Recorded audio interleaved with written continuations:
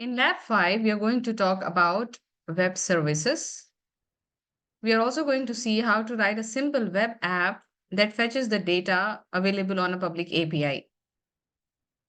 Basically, the aim of this lab is to see how to consume the RESTful API by using fetch API and async wait from the JavaScript concept that we have learned already. A quick recap of all these things. Uh, Firstly, the RESTful API. A RESTful API is a web service that follows a set of principles and constraints, including the use of HTTP methods such as get, post, put, delete, and etc. It is basically used to interact with the resources identified by its URIs. Now, let us see how the fetch API helps us.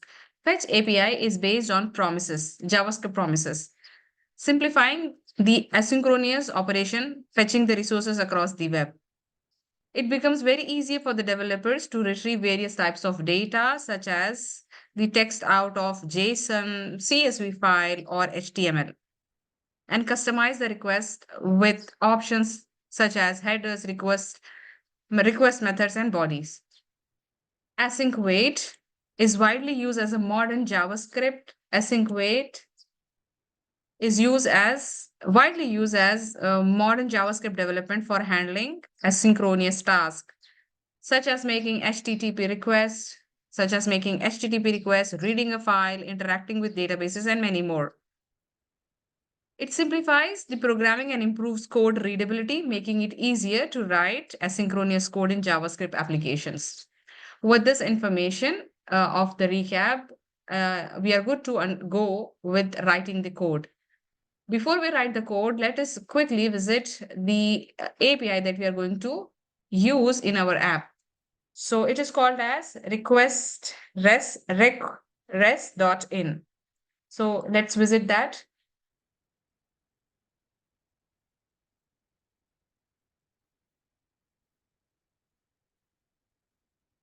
The request REST API is popular online API testing and development platform that provide range of RESTful API endpoints. You see here many endpoints are given. No need of creating the fake data anymore. It creates real responses that developers can use this data, consume this data by making use of get, post, put, and delete. All are supported.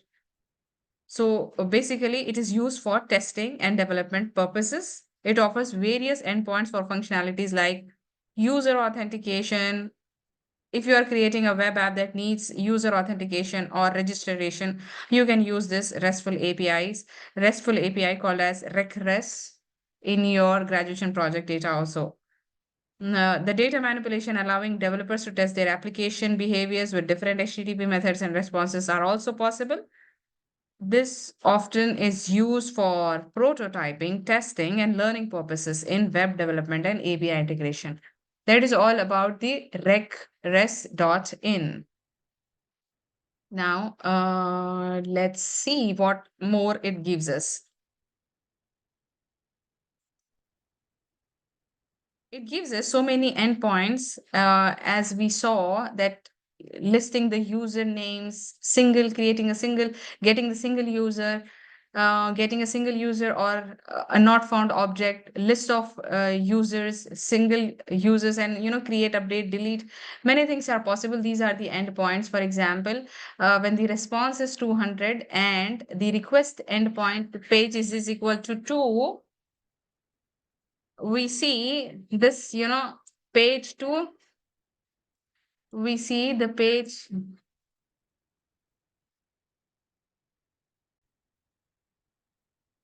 So it means it is going to return as the page 2, and per page we have 6 entries. Total there are 12 entries, and the data of this JSON property includes, the different IDs of the employees and the names. So basically this endpoint is giving us the details of the employees. Okay, so this is, yeah, you can develop. a web page that can list the employee names with their images and their email IDs.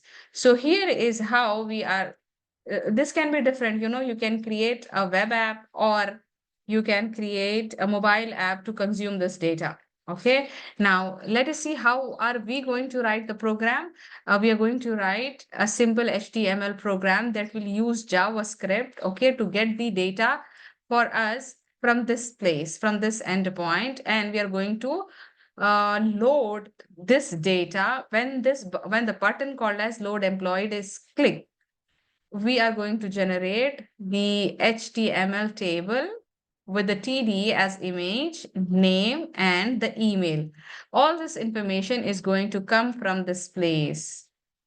You see this place. For example, here we have page 2, information starts with the ID as 7, name as Michael. Okay, and what do we see here? We see George, right? Now let us try to change. This is actually coming from the endpoint, page as 1 endpoint. This is called as the endpoint, the place from where we can get the output of this API. Okay, and we can dump it into our program. This is called as endpoint. Now here the endpoint says that it is page equal to 2. Okay, if we write page equal to 1 in our program, uh actually page equal to 1 is written in our program. We change it to 2, we will see this data. Okay, we will do this little later. Let us see how the program works. So okay, here let's, okay, it is loading the same data again and again. Okay, so we are going to create the list of employees. Okay, and the other thing that we are going to look into the lab 5 is about the openweathermap.org. Okay, what does this openweathermap.org does for us? It provides, it is an official API provided by OpenWeather for accessing weather data. It will allow developers to retrieve current weather conditions, forecasts, historical weather data for specific location worldwide. It This API offers various endpoints for querying weather information based on geographical coordinates, city names, zip codes, and many more. Developers can easily integrate this API into their applications to provide weather-related features such as displaying current weather conditions, forecast, and weather alerts. Okay, it needs you to register for the free account. Now, there is another app that you are going to create, okay, as an homework of this activity, as an homework for your Lab 5 activity, is this data. Okay, the HTML will be given to you. You are going to add the JavaScript so that, when the user enters the name of the city, for example, another city, Riyadh. It's raining today. This is the temperature there. Feels like this is the pressure, humidity. All these points are coming from map API, weather map API. Now let's see how does it look, weather map API. Weather API it's an official API for providing the providing the weather information. So you need to here sign in for a free account, and then you can start using it. The endpoints are given to you, so you can integrate this endpoint into the application. Okay, so these are the two activities that we are going to do in Lab 5. Okay, so let's go and check the code for doing this.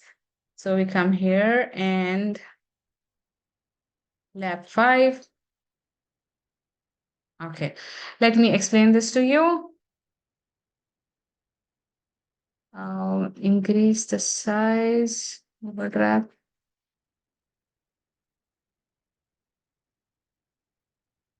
Okay, so basically what are we going to do? We are going to create the HTML.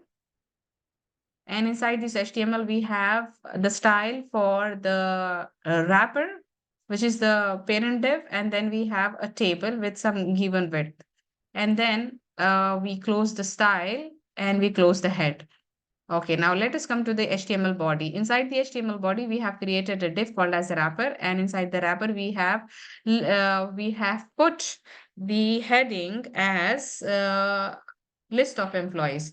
So I want to open the output so it becomes easier for you to relate.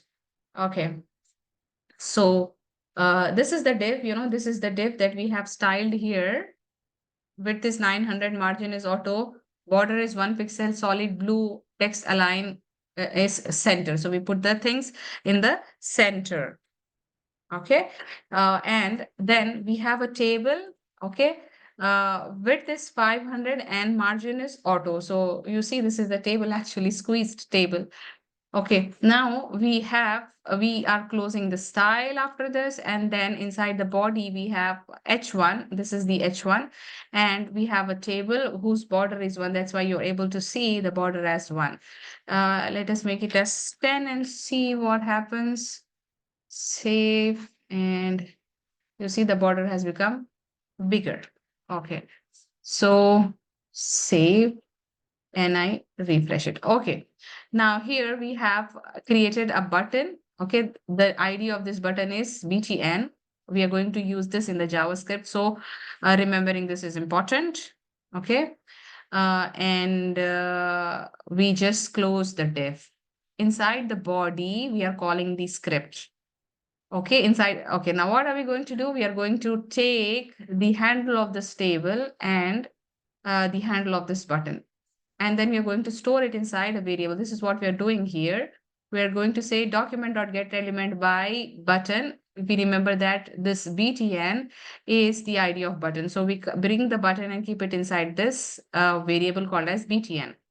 And we are taking the table and we are putting it inside a variable called as tbl. Okay, so now these are our JavaScript variables, which is holding the link, or which is holding the button and the table inside them. Okay, and this is the ID of the HTML elements, the ID of button, the ID of table. Okay, so we know that in order to get the HTML element inside a JavaScript variable, we need to use get element by ID, or get element by name, or get elements by name, or get elements by tag. And then these methods belong to the document class. Okay, by this way, we can capture the HTML element and keep it inside a JavaScript variable so that we can play with them. Okay, so it will help me to add JavaScript function event listener when the button is clicked. If I have this button stored, this button control stored inside my HTML variable. Clear with this part? I hope you're clear with this part. Now we are going to say button dot add event listener. With a click, we have fetch data. Okay, now what is the fetch data? Fetch data is a function. Okay, fetch data is a function which is asynchronous function, and we already talk about how the async function works. Basically, it works with the JavaScript promises that has the promise, response, or reject. Okay, so let's see what are we writing in the function, the fetch function. Okay, so let me take a breath. Okay. The fetch. Okay. Now, using the add event listener to the button, when the button is clicked, we are calling the fetch data. The fetch data function is going to do the task of calling the endpoint. Okay, giving the URL. Okay, now as I told you, if you remember here, we have page 2 bringing us the data about Michael. Okay, but in our output, we are seeing a different name when I click on this George, right? Because I told you that we are referring to the endpoint of page 1. Now, if I just change it to 2, I will get a different data. I will get this data. I will get this data, Michael, Lawson, and requires. Okay, so let me save and show you. And here we have load employees, and you see Michael. Okay, so the fetch data function is is an asynchronous function. As you see, it is an asynchronous function that fetches the data from the given URL.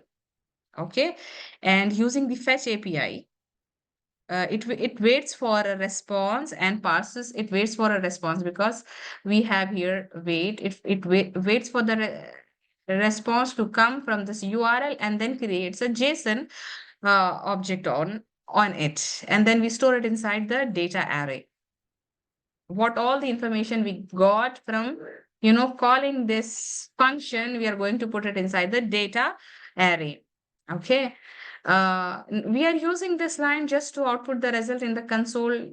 So console.log of data, whatever we want to put it inside the console. For example, I can go inspect and see console. You see, this is the data that I got from page 2.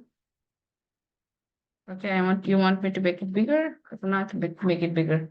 Okay, so for example, now here, if you see, I change the endpoint to be page 1, okay, and say what is happening here. This is my URL.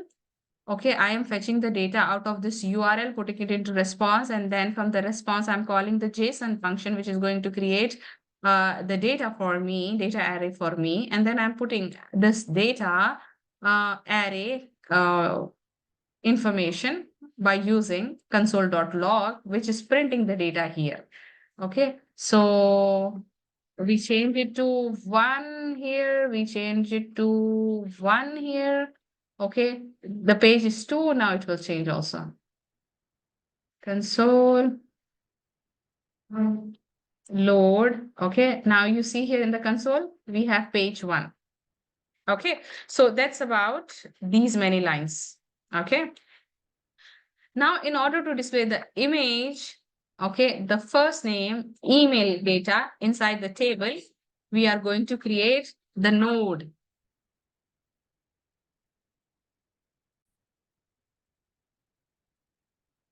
Now let us see, let us understand these code of lines.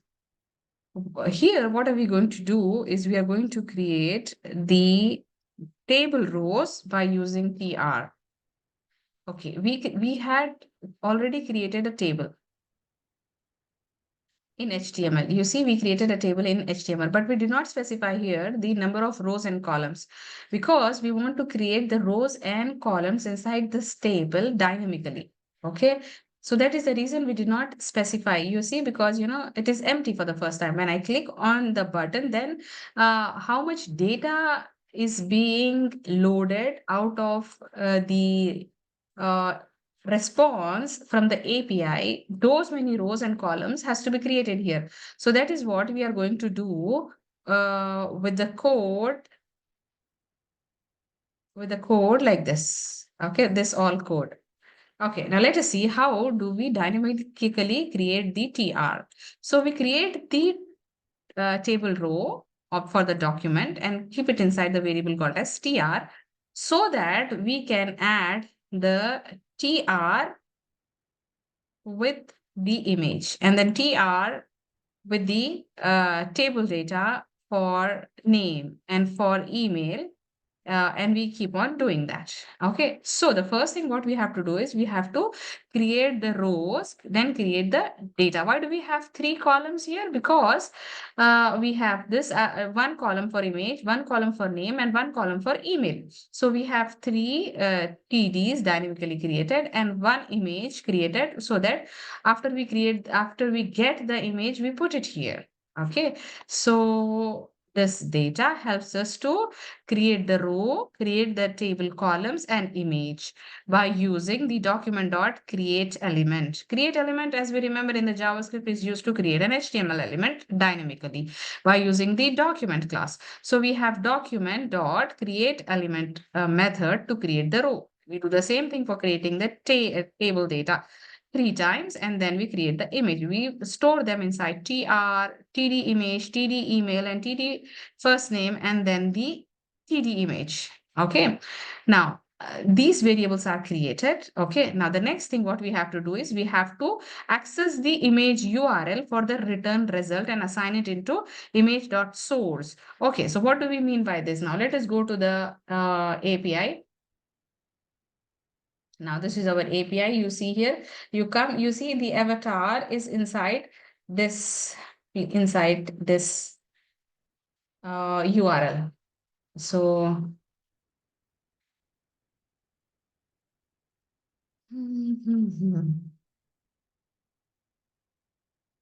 the image is stored in a different website actually. You see this is the image. Image is stored inside this URL. So what we are going to do is we are going to read this URL, okay, which is at this point of our data array, and then we are going to store it inside image. So that's why we say data of 0 .avatar. Okay, so that brings our image. Okay, that brings our image. And then we add the image to the table data for image by using append child. Okay, so we found the image, okay, source, and then we fetch the image and we are adding this image to the TD image because this has to come in the first TD, okay, TD image. Okay, now the second thing is we have to create the text node. For displaying the image, we have to create the image node. For creating the text, we have to create the text node. Okay, image node is nothing but the element, create element, right? So now here we are going to do the text. So how do we create the text node? We say the text node, see students, the first name, okay, the email and the image details are stored where? They are stored inside the data JSON object. Okay, now if I want to display the information related to avatar, which is nothing but the image.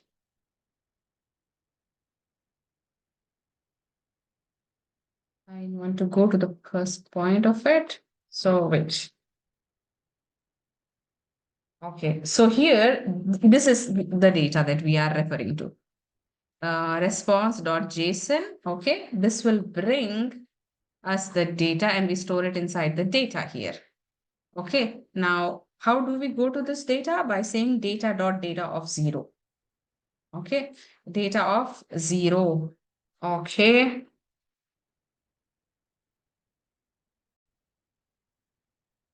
Now, if you see, for example, here this is talking about the page S2, right? Yeah. Okay, so let us also use the endpoint of page 2 so that we can relate to the data.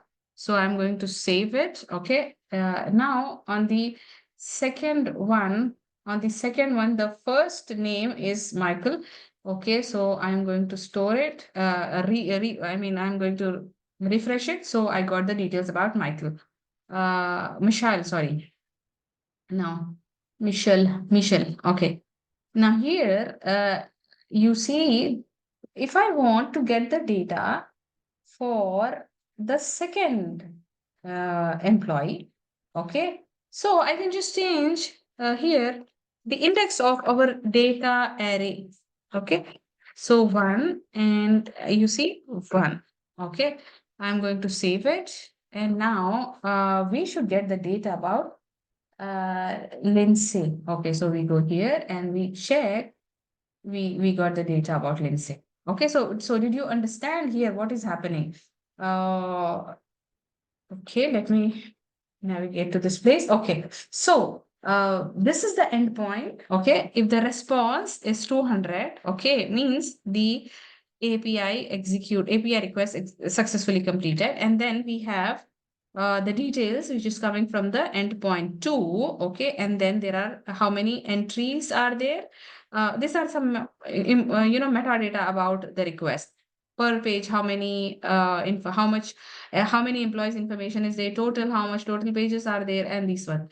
The important thing is this data array. which is inside this endpoint, and then we access this by this line data. Okay, so this data is what we have created. Okay, we have created to store this data is a data variable that we created. Okay, to store the response of the JSON object. The response of the JSON object is going to hold all this information. Okay, so we come to this data by saying data in all these lines. We are coming to this data array. Okay, for the image, we created an image element. Okay, create element image for for displaying the first name. We have to create a text node. Okay, that creates the first name, which picks up the data of the first name, which is going to give me uh, this detail. Okay, based on the index. If the index is 1, it will give me 1. If the index is 0, it will give me the 0th location details. If the index is 2, it will give me this. As simple as that. So if I want to retrieve the first name, I will say data one dot first name. It gives me this. If I want the last name, then I will say data one of last name. And if I want image, I will say data of one dot avatar. Okay, so we get this data. Okay, and then we append the child. We created the element, then we are going to, after creating the element, we are going to append this element. Okay, so how do we append this element, these elements? By saying append child, append child, append child to where? To the TD that we have created. You see, we have created this TDs variables. So we're going to add the image to that place where the image has to be displayed. And we are going to add the first name to the data of the first name. And we are going to add the email to the TD of email. Okay, attaching the TD in TR and in the table, we are going to say tr.append child TD image. Okay, and then we are going to say TD dot append child of, so see, once the TD is created, you're going to add this TD to the row. So we are going to add these 4 pieces of information that we have fetched out of the data, and then we linked it with the HTML elements, and now we are going to add them to the TR. So this is all about the JavaScript, that how it is working, how it is getting the data. Then we are going to close this try block. And if there is any problem, we are going to catch the error and we are going to print the error in the console. So now let's save it. And you see, we have this information. Now, why is it again displaying the same thing? Because what happened here, we are only fetching one complete row out of our JSON object, one information about the first object only. So if I just run it again, it is going to create another table and get the same data for me. Okay, rather, uh, yeah, this is your lab activity. Now, in your homework, what you have to do is you have to actually get all this information about, page 2, all this information, and store and display it here. So it should not only give me the information about one employee, but it should give us the information about all the employees. I will show you the output, how it should be, and I will give you the hint also how to do that. Now, open with Firefox. Okay. And yeah, here we have it. Okay. So now you see we have avatar, name, and email. And then you see we get all the information about this. If I want the information about page 2 details, then I'm going to just save the endpoint, change the endpoint from page 1 to page 2, and you see different names coming from the page 2. All 1, 2, 3, 4, 5, 6 information about 6 employees are coming. Okay, so how did this work? We have the same, same application, but here we are using the for each loop for taking out the data out of the JSON, out of the data array. So a bit change here. You see, all this is same. This is same. Everything is same. Until here everything is same, but here additional thing is, after here the additional thing is, we are clearing the body first, okay, body of the data first, and then we are looping it, by saying data dot data for each loop. Now keep on creating with the new rows, and in each row create three data table data elements, and then keep on adding it.